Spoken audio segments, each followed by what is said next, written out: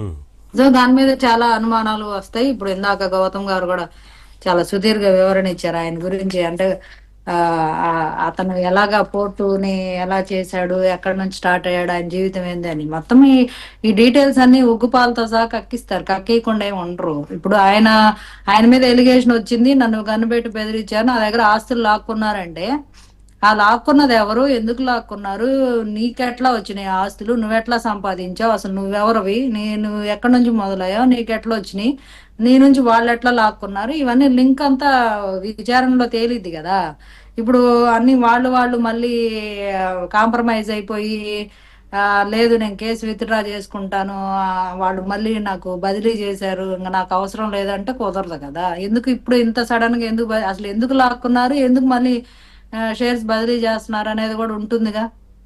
ఉమ్. దానికి వాళ్ళకి clarity వచ్చిందాక department ఏమి అంత ఈజీగా మా ఇష్టానికి మేము అంటే చేసుకుంటామంటే ఇప్పుడు చేతులు కట్టుకొని చూసుకుంటే పరిస్థితి. విజయసాయి రెడ్డి వెళ్ళి బేరసారాలు కుదుర్చుకొని ఆయన అహంకారంతో అధికారంలో ఉన్నప్పుడు ఇష్టారీతిని వ్యవహరించి వాళ్ళ కాళ్ళబేరానికి వచ్చినంత మాత్రాన కాంప్రమైజ్ అయితే ఆ రోజు ఇదేం కన్ను ఆగిపోయే పెట్టిన వాళ్ళు కేసు ఈ కాదు రోజు కదా, పెన్ను చాలా పెద్ద పెడతామంటే విషయం. ఎలాగా? ఆ. అలాగే అదే ఆ రోజు గన్ను పెట్టి బెదిరించేసి ఈ రోజు పెన్ను పెట్టి రిజిస్టర్ చేస్తామంటే చూసుకోరా, వీళ్ళు ఎందుకు ఒప్పుకుంటారు దాన్ని. అసలు ఆ రోజు ఆయనకి ఇబ్బంది అయింది, అంత ఆస్తిని లాక్కున్నారు, బెదిరించారు, మా వ్యాపారాన్ని మా పిల్లల్ని చంపేస్తున్నారు, ఇంత థ్రెట్టింగ్ ఇచ్చి ఈ రోజు కామ్ గా రిజిస్టర్ చేస్తాము షేర్స్ అంటే అసలు అతను ఒప్పుకోకూడదు. అసలు ఎవరు ఇప్పుడు డిపార్ట్మెంట్ అసలు ఎందుకు ఒప్పుకుంటుంది? అసలు ఎంక్వైరీ అనేది జరగాలి కదా ముందు. అది జరిగిందా లేదా, ఈయన ఆరోపణలే చేశాడా, అందులో నిజాలు ఉన్నాయా అబద్ధాలు ఉన్నాయా, ఏమున్నాయి, ఈయన చెప్పింది కరెక్టా కాదా, ఈయన ప్రాపర్ ఇన్ఫర్మేషన్ ఇచ్చాడా లేదా, వాళ్ళు నిజంగానే చేశారా లేదా, వాళ్ళు ఇదొకటే చేశారా, ఇట్లాంటి ఇంకెన్ని చేశారు, ఇంకా సిఐడి చేతిలోకి వెళ్తే ఇంకెలా ఉంటుందో తెలుసు కదా. వాళ్ళు మొత్తం చిన్నప్పుడు తాగిన అంటే ఉగ్గుపాలు కూడా ఇక్కడ ఒకటి కక్కిస్తారు. ఉందండి.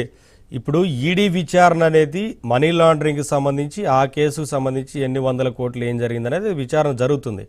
కానీ అవును. దీని మొత్తం ఇంకా పూర్తి స్థాయిలో విచారణ అనేది మరి సిఐడి మీ ఇది ఇంకా ప్రభుత్వమే చేయాలి. మొదలవలేదు. అవును, సిఐడికి ఇంకా సిఐడికి బదలాయింపు చేయలేదు. ఇప్పుడు మనీ లాండరింగ్ దగ్గరే ఉంది, దీని మీద కంప్లీట్ గా వెళ్ళలేదు, కేసు ముందుకు వెళ్ళట్లా.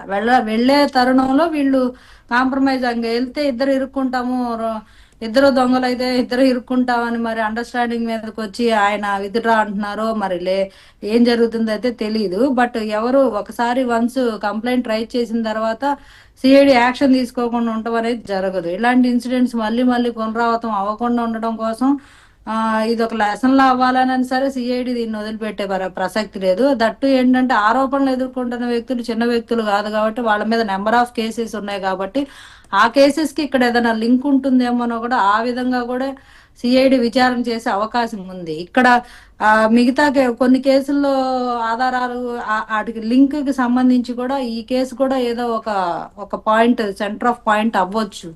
ఆ విధంగా కూడా వాళ్ళు విచారణ చేస్తారు.